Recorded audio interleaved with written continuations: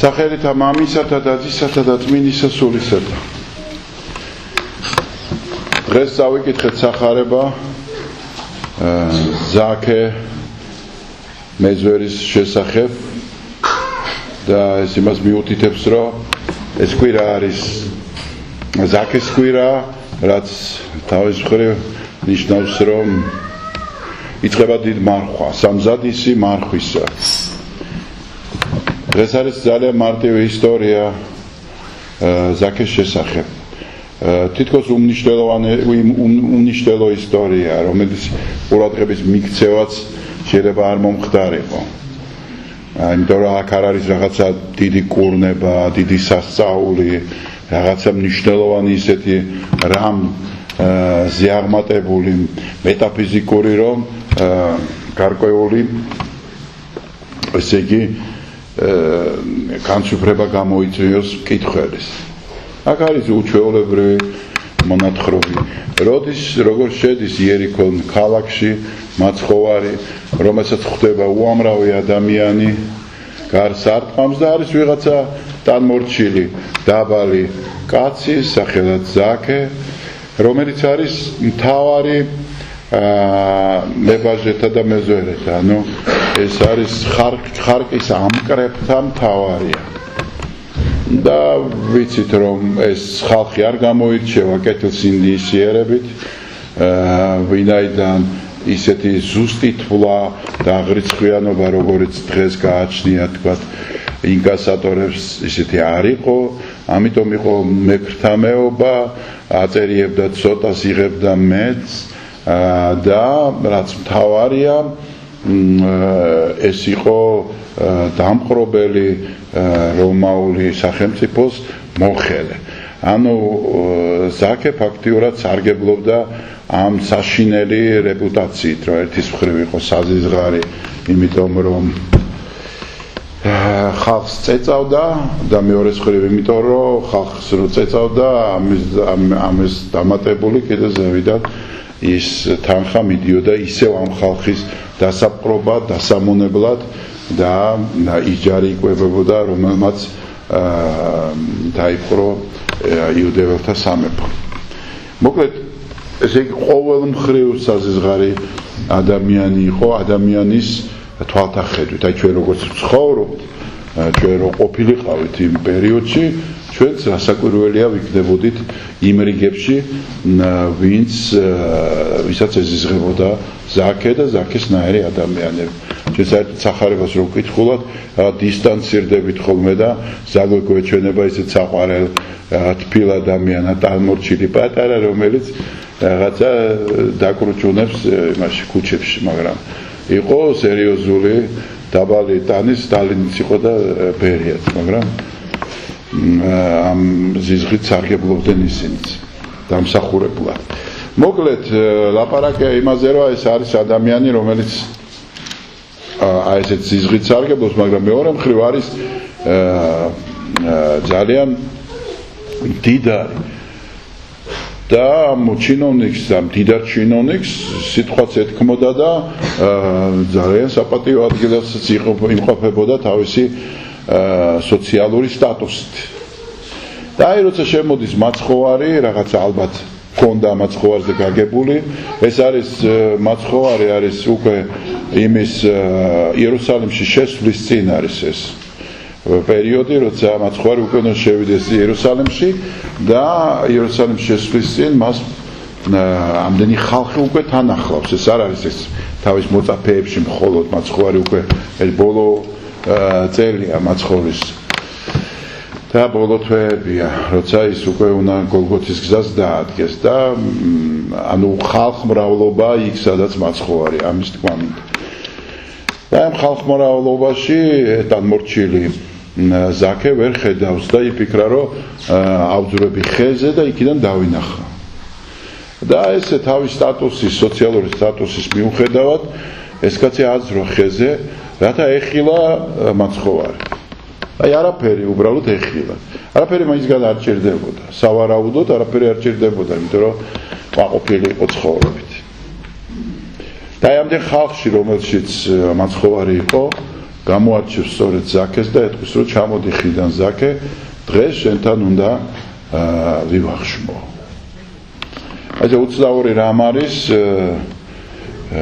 გამოარჩევს ყველაზე საზღარ არსებას მაცხოვარი და იმასთან მიდის. ნუ ეს მარტო არა მხოლოდ კაცი მაცხოვარი მიდის ხო ზაქესთან, არამედ ეს ღმერთის განგებულება რომ ის მიდის, ანუ სახლდება, ანუ ეხება, ურთიერთობს იმ ადამიანთან, ვინც ესეთი ზიზღით სარგებლობს.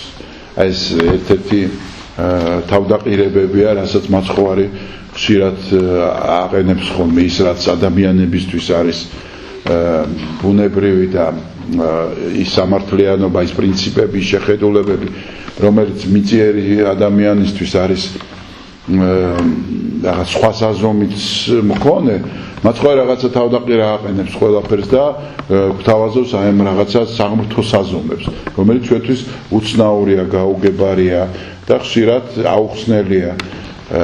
მაგრამ საბოლოოდ როცა გაირკვევა, ბევრ რაღაცას ვგებულობთ და გავიგეთ ისიც, რომ მაცხოვრის მისვლის შემდეგ ზაქე ამბობს, რომ ეხლა მე სხვა ცხოვრებას დავიწყებ ამ იერიდან.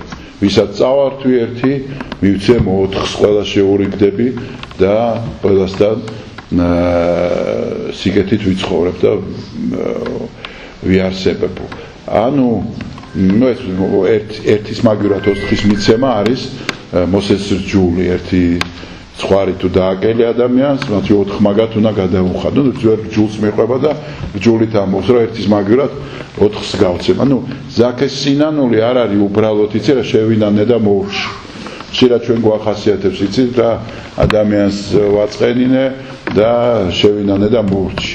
რაღაცა დაუკითხავად ავიღე შენ სინანულს უნდა მოსდევდეს აი განსაკუთრებული სინანულის საქმე. აი სინანულის საქმე არის ზაქესთვის ის, რომ ვისთანაც ცუდად მოიქეცი, იმასთან დავალაგებ საქმეს. იმასთან მოვიხდი ბოდის, შენდობას მივიღებ და მასთან გამოვასწორებ. ხშირად ჩვენ გვავიწყდება, რომ ჩვენ არა მარტო ღმერთის წინაშე ვწოდავთ, არამედ ადამიანის წინაშე ვწოდავთ და როცა ადამიანის წინაშე ვწოდავთ, იმ ადამიანთანაც უნდა მივიდეთ და შენდობა ვთხოვოთ. სხვათა შორის იგივე პრინციპით უნდა ვთხოვოთ არა მარტო შენდობა, არამედ მადლობაც გადაუხადოთ. აი მაგალითად, როცა მაცხოვარმა 10 კეთროვანი განკურნა, მაშინ ერთი დაბრუნდა და მადლობა გადაუხადა მაცხოვარს.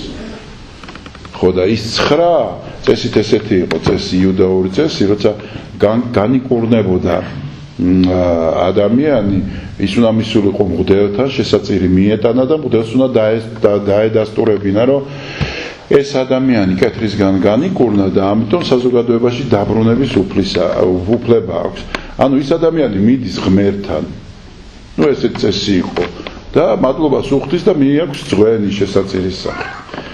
მაგრამ მაცხოვარმა მოითხოვა მასთან მისვლაც. ანუ იმ ადამიანმა, ვინც განკურნა, ანუ მე კი ოპერაცია გავიკეთე და ღმერთმა გადამარჩინა, რასაკვირველი ღმერთია. მაგრამ იმ ქირურგმა, რომელმაც ეს გაგიკეთა, მადლობა არ უნდა უთხრა, ან იმ ექიმმა, რომელმაც ეს მიგიყვანა იქ საავადმყოფომდე და ასე შემდეგ. ანუ ადამიანში ხდება ყველაფერი და ადამიანთან დაკავშირებით უნდა მოხდეს სინანულის და სიხარულის საქმეც. ანუ ადამიანი არის ის გზა, რომლითაც ჩვენ მივდივართ ღმერთამდე და არ უნდა დაგვავიწყდეს, რომ ადამიანია მთავარი ღმერთთან მიმართებაში და ღმერთის გზაზე. ზაქე არის ამ ხრივ დიდი ადამიანი, მართალია დამორჩილი იყო, მაგრამ შინაგანა დიდი ადამიანი, რომ იმის გამო, რომ მას უდიდესი სურვილი ჰქონდა, რომ უბრალოდ ეხილა. მაცხოვარი გადააბიჯა თავის ამ სოციალურ სტატუსს და ხეზე აძვრა.